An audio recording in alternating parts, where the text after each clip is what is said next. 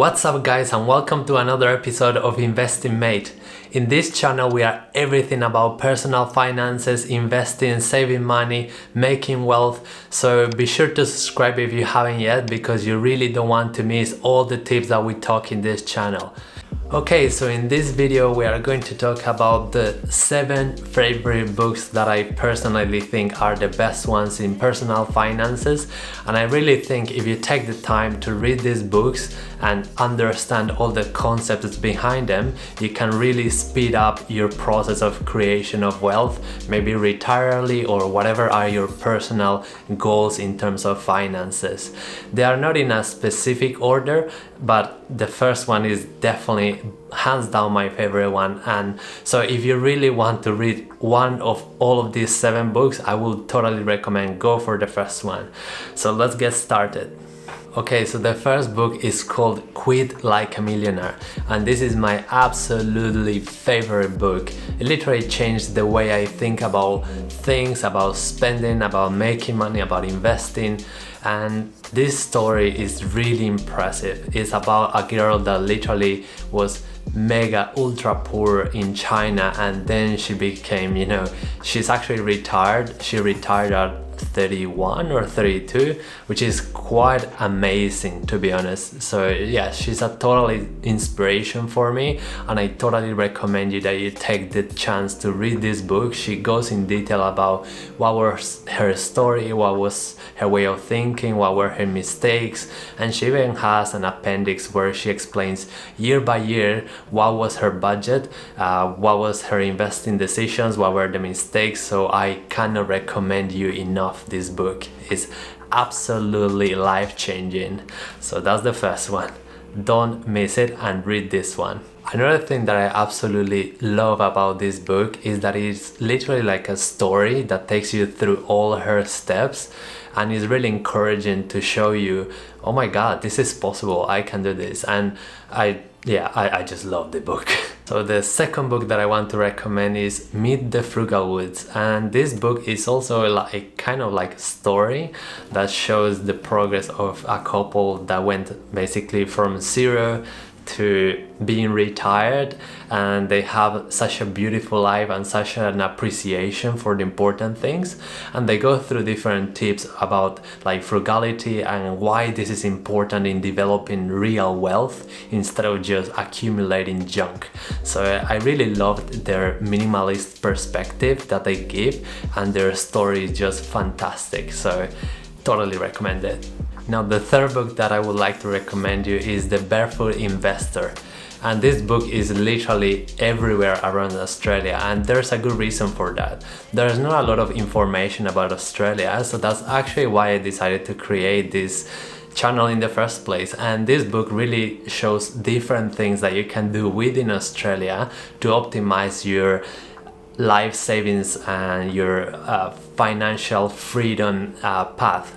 So I totally recommend this book. I think in terms of like the super and the savings tips that he gives, it's an amazing book, and I will totally recommend it if you are in Australia. If you want something similar to this, I will say there's one in US that is called I'll teach you how to be rich, and this book is kind of really similar to the Barefoot Investor, but it's absolutely amazing. I absolutely recommend either of those. Another book that is an absolute classic in the FIRE community is The Simple Path to Wealth by J.L. Collins. I will totally recommend you this book. He goes into depth about the ideas of investing in the index funds and why this is a really great strategy, even more so if you are a passive investor. So I will totally recommend you to read this book. It is totally worth it. And J.L. Collins also has an amazing blog that I follow, and he goes into depth into different things about investing, so I will totally recommend you also this blog. Now another amazing book is the famous Rich Dad Poor Dad, and he explains in depth really amazing concepts that are really quite basic, but if you put them deep in your mind, like, you should be buying assets instead of liabilities. If you keep this principle through your whole life, you'll get to wealth way quicker. And because that's basically the way rich people think. They want assets, not liabilities. And you really want to convert everything into an asset, not a liability. So I will totally recommend you this book. Now, the next two books are for people that are more deeply interested into investing, and this is definitely not for everyone. So for most of the people, the passive investing approach is the best one if they don't have enough time, for example, to research companies, research stocks, and this kind of stuff. But if you really want to go deeper, I will recommend you these two books. So the first one is One Up on Wall Street by Peter Lynch. He's definitely one of the best investors in history, and his book is really incredible because it really shows that you don't need to be like the crazy amazing guy from Wall Street to be able to invest in good companies. What you really need to know is that for individual investors, you have way more opportunities than the people in Wall Street, because normally when it is already in Wall Street, it is not going to perform that big of a deal. But if you actually get a company that you understand, that you really know the business well, you are able to go through the personal situations that you normally encounter this brand on, and you think, this is an amazing product, it's an amazing company, you research also their finances and it is a good investment, then this is the way to go. So he basically goes through this process and he really explains into great detail why you should consider if you want to invest in a given company or in another company. And he also talks about if this approach is really for you, if you are really an active investor, or if you should just stay with passive approaches. Now, the last book that I would like to recommend you is called Rule Number 1 by Phil Town. I think it's an amazing book. It's fairly simple in terms of the way it's written, but it really has a lot of depth into how to get to a number, how much to pay for a company. And this is really important if you actually want to become a great active investor, because it doesn't matter if it is a really great company. If it is not at a proper price, it just doesn't make sense, right? So it's really important to get to a number that you feel confident with, so you can say, you know what, even if things don't go as nice as I expect them, I still have like a bit of a gap of security that I can use to actually get value out of this company.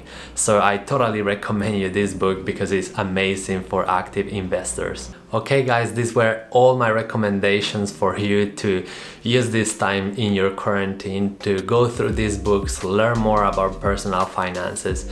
If you are only going to read one, I will totally recommend you the number 1. That book literally changed the way I looked at investing and about frugality, and also about appreciating what we have. So I will totally recommend you all of these books. Take the time, because educating yourself is probably one of the best investments you can do, and more at the beginning of your journey of investing. So yes, I will totally recommend you these books. I'm gonna leave the links down below if you want to get them, and yes, like that you'll be able to know the specific author and everything, so it will be all down below.